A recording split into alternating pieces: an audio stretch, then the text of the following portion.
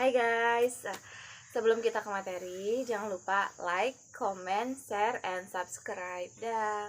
Wah, dadah. Assalamualaikum warahmatullahi wabarakatuh. Perkenalkan, nama saya Fatima Zahra. Saya dari Prodi D3 Kebidanan semester 5. Di sini saya akan mempresentasikan materi yang berjudul Advokasi Kemitraan dan Pemberdayaan Masyarakat guna untuk menunjang tugas mata kuliah kesehatan masyarakat. Baik, langsung saja di sini saya akan menjelaskan apa sih itu advokasi. Nah, di sini ada pengertian advokasi. Advokasi itu merupakan upaya atau proses yang strategis dan terencana untuk mendapatkan komitmen dan dukungan dari pihak-pihak yang terkait. Nah, di sini juga disebutkan bahwa advokasi adalah kombinasi kegiatan individu dan sosial yang dirancang untuk memenuhi komitmen, dukungan kebijakan, dan penerimaan sosial sistem yang mendukung tujuan dan program kesehatan tertentu. Ada juga di sini menyebutkan bahwa advokasi adalah upaya mendekati, mendampingi, dan mempengaruhi para pembuat kebijakan secara bijak sehingga mereka sepakat untuk memberi dukungan terhadap pengguna kesehatan. Selanjutnya di sini ada tujuan advokasi. Tujuannya ada dua. Yang pertama ada tujuan umum dan tujuan khusus. Tujuan umum itu yaitu diperolehnya komitmen dan dukungan dalam upaya kesehatan, baik berupa kebijakan, tenaga, dana, sarana, kemudahan, keikutsertaan dalam kegiatan maupun berbagai bentuk lainnya.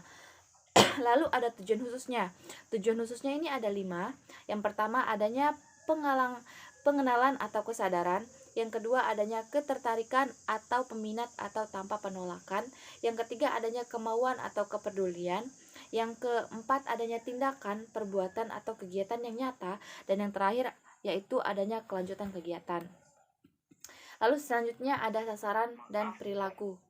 Nah, sasaran advokasi itu adalah berbagai pihak yang diharapkan dapat memberikan dukungan terhadap upaya kesehatan, khususnya para pengambil keputusan dan penentu kebijakan di pemerintah lembaga perwakilan rakyat.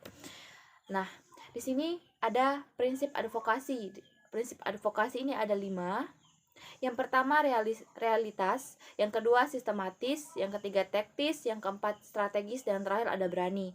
Apa sih realitis? Realitis itu adalah memilih isu dan agenda yang realistis, yang real dan nyata maksudnya ya. Lalu yang kedua ada sistematis, yaitu advokasi memerlukan perencanaan yang akurat. Lalu taktis itu apa sih? Teknis itu yaitu advokasi tidak mungkin bekerja sendiri, jalani koalisi dan aliansi terhadap sekutu, yaitu seperti terhadap orang-orang yang berkepentingan ya.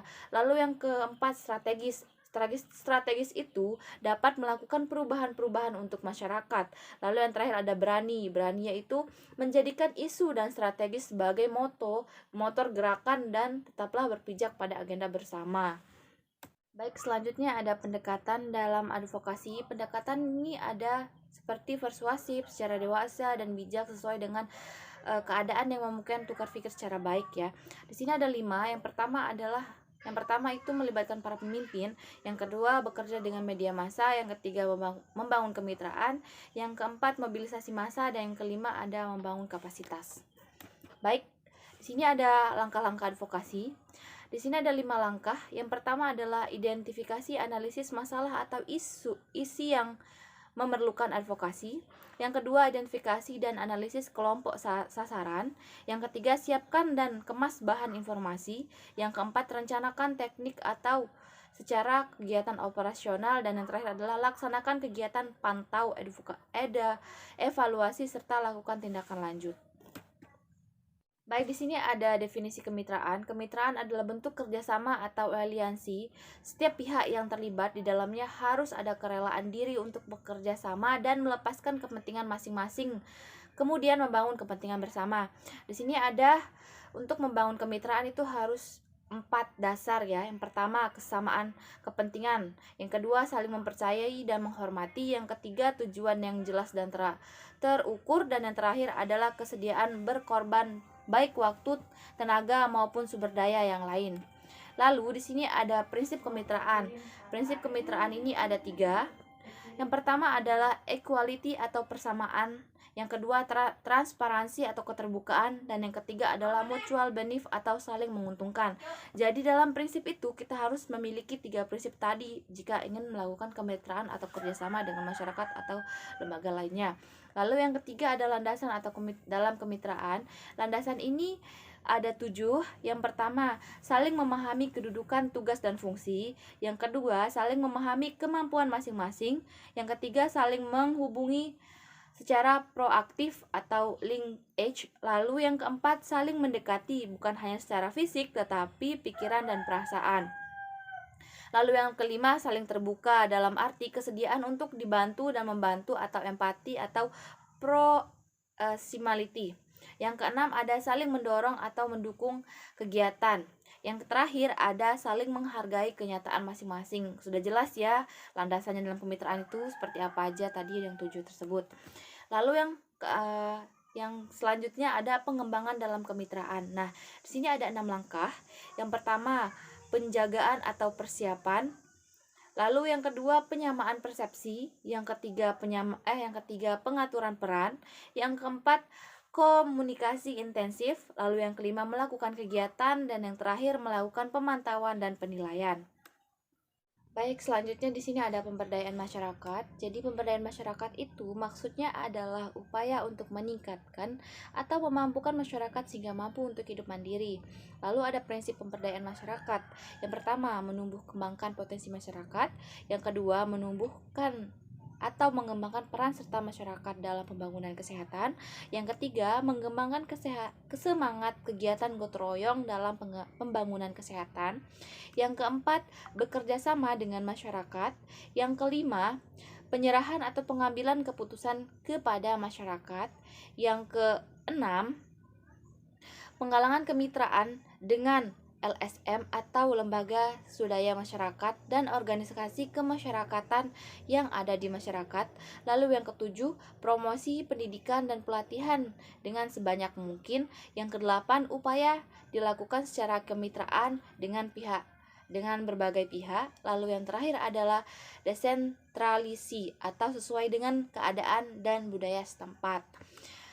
Sudah jelas ya. Lalu ada yang terakhir selanjutnya ciri-ciri pemberdayaan masyarakat. Nah, di sini ada ciri-cirinya. Yang pertama, tokoh-tokoh masyarakat, yang kedua organisasi kemasyarakatan, yang ketiga dana masyarakat, yang keempat sarana dan material yang dimiliki masyarakat, yang kelima pengetahuan masyarakat, yang keenam teknologi yang dimiliki masyarakat, dan yang terakhir pengambilan keputusan. Itu ciri-ciri pemberdayaan masyarakat.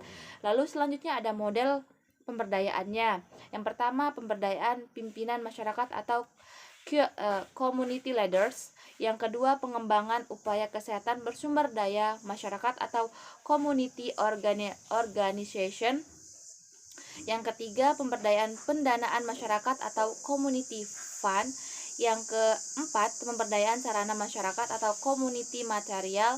Yang kelima, peningkatan pengetahuan masyarakat yaitu community knowledge. Yang keenam, pengembangan teknologi tepat guna atau community teknologi. Yang terakhir adalah peningkatan manajemen atau proses pengambilan keputusan atau community decision making. Lalu selanjutnya ada strategi pemberdayaan masyarakat itu apa aja? Yang pertama, meningkatkan kesadaran masyarakat tentang pentingnya kesehatan. Lalu yang kedua, meningkatkan kesadaran masyarakat untuk memanfaatkan fasilitas pelayanan kesehatan yang telah disediakan.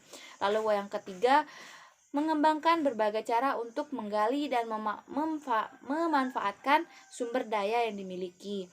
Lalu yang keempat, mengembangkan berbagai bentuk kegiatan pembangunan kesehatan yang sesuai, dan yang terakhir adalah mengembangkan manajemen sumber daya yang dimiliki masyarakat secara terbuka. Nah, adapun langkah-langkah pemberdayaan masyarakat. Langkah-langkahnya, yang pertama adalah mengidentifikasi masalah, penyebab masalah, dan sumber daya yang dapat dimanfaatkan untuk mengatasi masalah. Lalu yang kedua, mendiagnosis masalah dan merumuskan alternatif pemecahan masalah dan memanfaatkan potensi yang dimiliki. Lalu yang ketiga, menetapkan alternatif pemecahan masalah yang layak, merencanakan dan melaksanakannya. Lalu yang terakhir ada memantau, mengevaluasi, dan membina kelestarian upaya-upaya yang telah dilakukan. Sudah jelas ya. Lalu di sini yang selanjutnya ada upaya-upaya kesehatan ibu dan anak. Apa sih upaya-upaya kesehatan ibu dan anak? Yaitu upaya di bidang kesehatan yang menyangkut pelayanan dan pemeliharaan ibu hamil, ibu bersalin, ibu menyusui, ibu menyusui, bayi dan balita serta anak prasekolah. Tujuannya apa? Tujuannya ada dua, tujuan umum dan tujuan khusus. Tujuan umumnya yaitu program kesehatan ibu dan anak adalah tercapainya kemampuan hidup sehat melalui peningkatan derajat kesehatan yang optimal bagi ibu dan keluarga. Sedangkan tujuan khususnya yaitu meningkatkan kemampuan ibu, meningkatkan upaya pembinaan kesehatan balita dan anak prasekolah. Yang ketiga, meningkatkan jangkauan pelayanan kesehatan bayi, anak balita, ibu hamil, ibu bersalin, ibu nipas, dan ibu menyusui. Lalu yang keempat, meningkatnya mutu pelayanan kesehatan, dan yang terakhir, meningkatnya kemampuan dan peran serta masyarakat.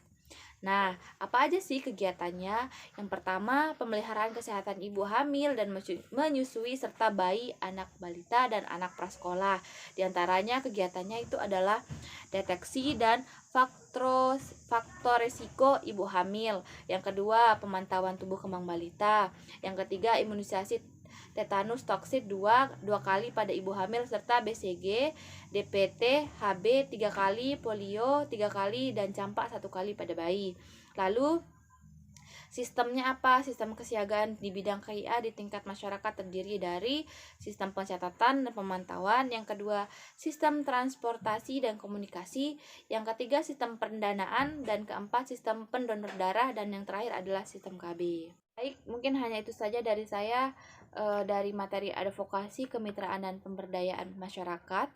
Sekiranya kurang jelas, mohon maaf.